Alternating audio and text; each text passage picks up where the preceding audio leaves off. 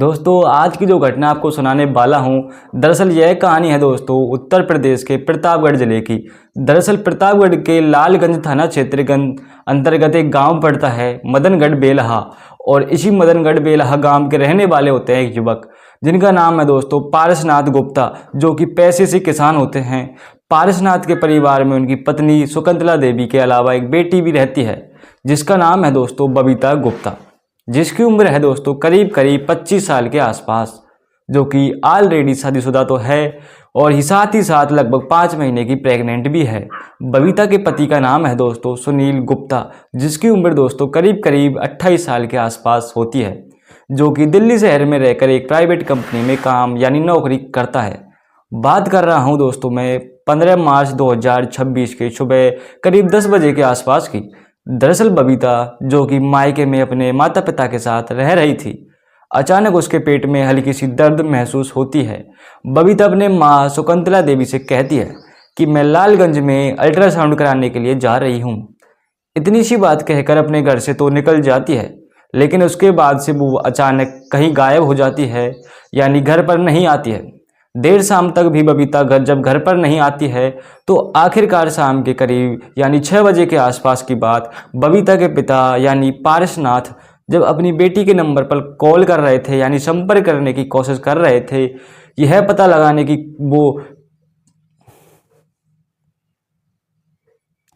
यह पता लगाने के लिए कि वो इतनी देर से कहाँ गई है, कहाँ रह गई है। लेकिन जब कॉल करते हैं तो बबीता का नंबर स्विच ऑफ बताने लगता है, जिसकी वजह से पारसनाथ कई बार अपनी बेटी के नंबर पर लगातार कॉल कर रहे थे, लेकिन हर बार ही जवाब एक ही आता है, यानी स्विच ऑफ बताने लगता है। इस वजह से बबीता के माता पिता एकदम से परेशान हो जाते हैं, हैरानी में आ जाते हैं और फिर अपनी बच्ची को हर जगह पर ढूंढना शुरू कर देते हैं। सबसे ज़्यादा बबीता की माँ शकुंतला देवी को यह चिंता सताने लगती है कि उसकी बेटी लगभग 5 महीने की प्रेग्नेंट तो है, कहीं हमारी बच्ची के साथ कुछ ना कुछ गलत तो ना हो गया। हालांकि अपनी बच्ची को ढूंढने के तमाम कोशिश करते हैं। इस बात की जानकारी अपने दामाद यानी सुनील गुप्ता को भी दे दी जाती है, जो कि दिल्ली शहर में रह रहा था। ढूंढते हुए पूरी रात तो गुजर जाती है, लेकिन अगली सुबह तक भी ना तो बबीता का कुछ पता चलता है, न ही उसकी कोई जानकारी लगती है और ना ही उसका मोबाइल ऑन होता है। अब अगले दिन भी बबीता का कुछ पता नहीं चलता है दोस्तों, घर में खलबली मच जाती है। तो आखिरकार अगले दिन यानी 16 मार्च 2026 को आखिरकार बबीता के पिता यानी पारसनाथ गुप्ता इसी लालगंज थाने में जाते हैं पुलिस के पास, और सारी बात पुलिस को बताते हुए कहते हैं अपनी बेटी की गुमशुदगी की रिपोर्ट दर्ज करा भी देते हैं। हालांकि रिपोर्ट जब दर्ज हो जाती है उसके बाद से पुलिस भी बबीता को ढूंढने में लग जाती है और ढूंढते हुए एक दिन का और समय गुजर जाता है दोस्तों।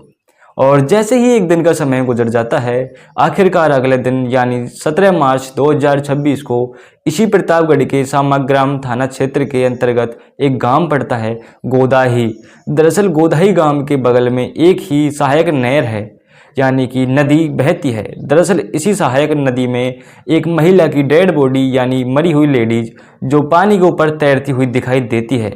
गांव के लोग जब इस डेड बॉडी को देखते हैं तुरंत इस बात की जानकारी संग्रामगढ़ थाना क्षेत्र में दे देते हैं, और पुलिस को जैसे यह सूचना मिलती है दोस्तों तो पुलिस फौरन अपनी टीम के साथ घटनास्थल पर पहुंच जाती है।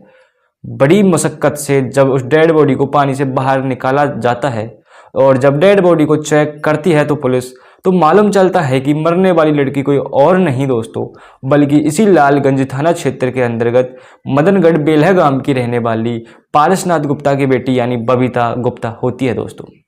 हालांकि पुलिस जब डेड बॉडी को चेक करती है तो वो यह देखती है कि बबीता के गले में एक हल्का सा निशान भी दिखाई देता है, साथ ही साथ उसके नाक से खून भी बहते हुए दिखाई दे रहे थे, जिसे देख करके पुलिस वालों ने अंदाजा लगाया कि शायद बबीता का गला दबाकर मौत कर दी है। जब बबीता की डेड बॉडी को पहचाना जाता है उसके बाद से पुलिस तुरंत इस बात की जानकारी बबीता के यानी माता पिता को दे देती है। बबीता के माता पिता घटनास्थल पर पहुंच जाते हैं और जब बेटी की डेड बॉडी को देखते हैं तो दोस्तों देख के फूट फूट कर रोने लगते हैं। इस बात की जानकारी बबीता के पति सुनील गुप्ता को भी दे दी जाती है। सुनील गुप्ता भी ससुराल में पहुंच जाता है। पुलिस वाले वे अपनी सारी कागजी कार्रवाई पूरी करने के बाद डेड बॉडी को अपने कब्जे में लेकर उसे पोस्टमार्टम के लिए भेज देते हैं और फिर बबीता के पिता यानी पारसनाथ गुप्ता से सवाल पुलिस करती है कि क्या आपको किसी पर शक है कि आपकी बेटी की हत्या कौन कर सकता है। इस पे पारसनाथ पुलिस वालों से कहते हैं कि नहीं साहब, हमें शक तो किसी पर भी नहीं है, लेकिन मेरी बेटी लगभग 5 महीने की प्रेग्नेंट थी। लालगंज में वो अपना अल्ट्रासाउंड कराने के लिए गई थी, लेकिन उसके बाद से वो घर ही वापस नहीं आती है। साथ ही साथ उसका मोबाइल भी बंद हो गया था, और जिस वजह से हमें उसकी काफ़ी संपर्क करने की कोशिश कर रहे थे।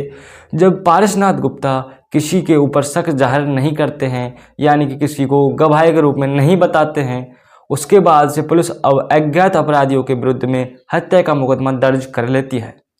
इस केस की पड़ताल शुरू कर देती है, और जब इधर बबीता का पोस्टमार्टम होता है तो आखिरकार उस पोस्टमार्टम रिपोर्ट में यह साफ खुलासा हो जाता है कि बबीता की गला दबा के हत्या कर दी गई है।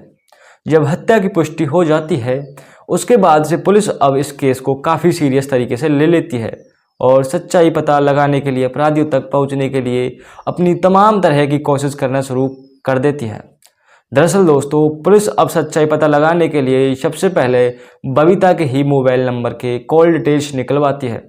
उसने किस किस से संपर्क किया है, और जब डिटेल्स को चेक करती है तो दोस्तों मालूम चल जाता है कि उसमें एक ऐसा नंबर मौजूद था जिस पे बबीता कई पिछले सालों से लगातार बातचीत करती आ रही थी। और चौंकाने वाली बात यह थी कि बबीता उसी नंबर पे आखिरी बार बातचीत की थी। उसके बाद से बबीता का मोबाइल नंबर स्विच ऑफ हो गया था, यानी कि बंद हो गया था। पुलिस जब उस नंबर की डिटेल्स निकलवाती है तो मालूम चलता है कि वह नंबर किसी अनुज सिंह के नाम पर रजिस्टर्ड था। अनुज सिंह, जिसकी उम्र दोस्तों करीब करीब 27 साल के आसपास, जो इसी लालगंज थाना क्षेत्र के अंतर्गत संगीपुर गांव का रहने वाला होता है।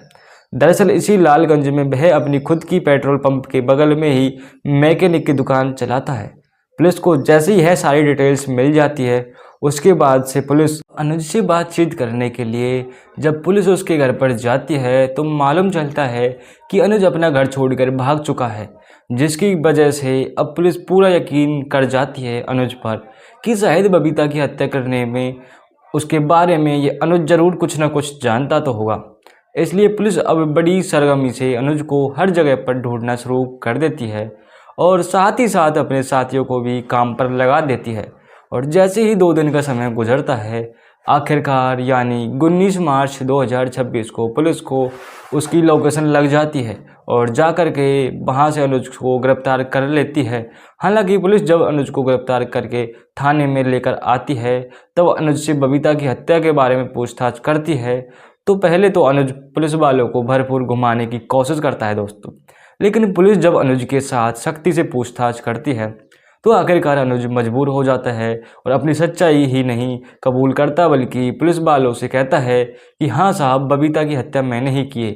लेकिन अनुज जब इस हत्या के पीछे की पूरी कहानी सुनाता है, वजह बताता है दोस्तों, तो एक ऐसी सच्चाई सामने आती है जिसे सुनने के बाद खुद बबीता के माता पिता भी एक कदम से चौंक जाते हैं, यानी कि बात पर यकीन नहीं करते हैं दोस्तों। दरअसल इस कहानी की शुरुआत होती है घटना से ठीक लगभग 2 साल पहले। पड़ोस गांव के संगीपुर गांव का रहने वाला युवक यानी अनुज गुप्ता, जो कि इसी लालगंज में अपनी खुद की दुकान पर काम करता है, करीब 2 साल पहले इसी लालगंज में अनुज की जब बबीता से मुलाकात होती है तो दोनों के बीच में दोस्ती हो जाती है। पहली नज़र में दोनों एक दूसरे को पसंद कर लेते हैं और फिर फ़ोन नंबर पर एक दूसरे के साथ शेयर करने लगते हैं और साथ साथ बातचीत भी करने लगते हैं। और बातचीत का नतीजा यह होता है कि कुछ ही महीनों के बाद आखिरकार अनुज और बबीता के बीच में प्रेम प्रसंग शुरू हो जाता है। दोनों के बीच में जब प्रेम प्रसंग शुरू हो जाता है, एक दूसरे से बातचीत तो कर ही रहे थे, साथ में मौका मिलता है मुलाकात भी करने लगते हैं। धीरे धीरे समय गुजरने लगता है, लेकिन समय के अनुसार आखिरकार बबीता अनुज को इतना चाहने लगती है कि उसे शादी करने का फैसला भी ले लेती है। हालांकि अनुज अभी शादीशुदा नहीं था। अनुज भी जो बबीता से प्यार ही नहीं करता था बल्कि उसे शादी करना भी चाहता था, लेकिन बबीता का जो अनुज के साथ में अफेयर शुरू हुआ था, इस बारे में उसके माता पिता को कोई भी पता नहीं था, यानी उनको मालूम नहीं था। इधर बबीता जैसे ही जवानी के दहलीज पर एक कदम रखती है, आखिरकार बबीता के माता पिता भी अपनी बच्ची की शादी कराने के लिए एक लड़के की तलाश शुरू कर देते हैं। और आखिरकार पारसनाथ की यह तलाश रायबली की सरतलब रतोस गांव में जाकर ख़त्म हो जाती है, क्योंकि इसी सतलवरता से गांव का रहने वाला युवक यानी सुनील गुप्ता उन्हें पसंद आ जाता है। जैसे ही सुनील पसंद आता है उसे बाद से बेटी का रिश्ता तय कर देते हैं, शादी की तारीख भी रखते हैं और आखिरकार साल 2025 अप्रैल महीने में अपनी बेटी की शादी सुनीता गुप्ता से करा देते हैं।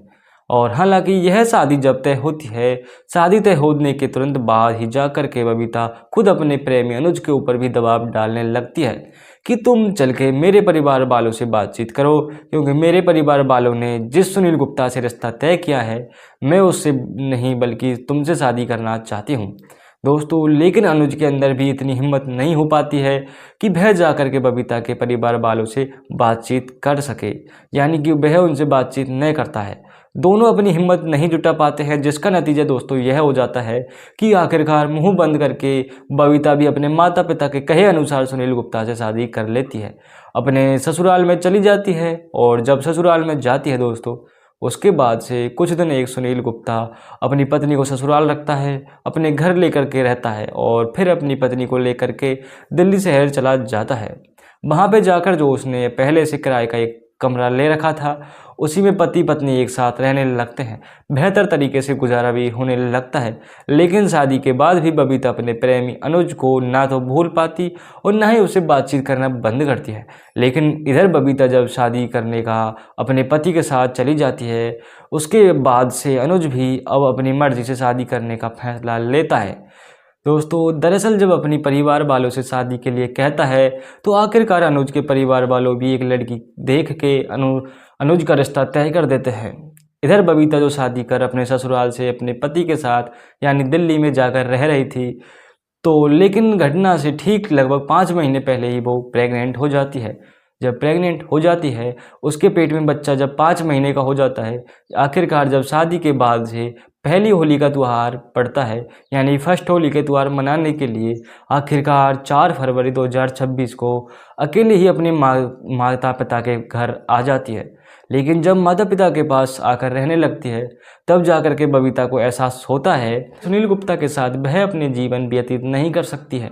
इधर जो उसका प्रेमी अनुज सिंह था, दरअसल अनुज के परिवार वालों ने भी उसका रिश्ता तय कर दिया था, लेकिन इस बात की जानकारी बबीता को नहीं मालूम था। इसलिए बबीता जब अपने मायके में आ जाती है, फिर से फ़ोन के ज़रिए जब अनुज सिंह से बातचीत करती है, तो फिर से अनुज के ऊपर दबाव डालने लगती है कि मैं आपके अपने पति के साथ नहीं रहना चाहती हूँ, बल्कि तुम मुझसे शादी कर लो। लेकिन अनुज अब इसे साफ सुथरा जवाब दे देता है कि भाई यह पॉसिबल नहीं कर सकता। एक तो तुम प्रेग्नेंट हो चुकी हो, तुम अपने पति के बच्चे की माँ बन चुकी हो, और दूसरी बात मेरे परिवार वालों ने मेरा भी रिश्ता तय कर दिया है, मैं अपने परिवार के खिलाफ नहीं जा सकता। जब शादी में से इनकार कर देता है, इसी बात को लेकर के बबीता और उसके प्रेमी अनुज सिंह के बीच में झगड़े की दरार शुरू हो जाती है। लेकिन इतना सब कुछ होने के बावजूद भी इस बात की जानकारी ना तो बबीता के पति सुनील गुप्ता को मालूम चलता और ना ही उसके माता पिता को मालूम चलती है। दरअसल बबीता एकदम से ठान लेती है कि अब वह अपने पति के साथ गुजारा नहीं करेगी, बल्कि किसी भी कीमत पे अपने प्रेमी अनुज सिंह से ही शादी करेगी। इसलिए जब फ़ोन पर बातचीत करती है और अनुज जब उससे शादी करने के लिए तैयार नहीं होता है, तो आखिरकार बबीता यह फाइनली उससे मिलने का फैसला लेती है और फिर उससे मुलाकात करने के लिए एक बहाना बनाती है। और जब 15 मार्च 2026 को अपने घर से निकलती है, तो अपनी माँ शकुंतला देवी से झूठ बोल के जाती है कि मेरे पेट में दर्द हो रहा है, मैं लालगंज में जा रही हूँ अल्ट्रासाउंड कराने के लिए, ताकि पता चल सके बच्चा कोई प्रॉब्लम तो नहीं है। और इतनी सी बात कहकर जब अपने घर से निकलती है यानी लालगंज में जाती है, तो वह ना तो किसी से हॉस्पिटल में जाती, ना ही किसी डॉक्टर के से संपर्क करती है, बल्कि सीधे अपने प्रेमी अनुज सिंह की दुकान पर चली जाती है। और दुकान पर पहुंचने के बाद वहां जाकर के फिर से अनुज के ऊपर शादी का दबाव डालने लगती है। हालांकि इस बार भी अनुज बबीता को काफ़ी समझाने की कोशिश करता है कि मैं तुमसे शादी नहीं करना चाहता, तो न जाने कितने लोगों की ज़िंदगी ख़राब हो जाएंगी। बेहतर है कि तुम्हारे परिवार वालों ने तुमसे शादी किया है, जहां शादी की है तुम अपने पति के साथ ज़िंदगी व्यतीत करो। मेरे भी परिवार वालों ने जहां पर रिश्ता तय किया है, मैं उस लड़की से शादी कर लेता हूँ। भले ही हम दोनों के बीच में जो रिश्ता चल रहा है वैसे ही चलता रहेगा।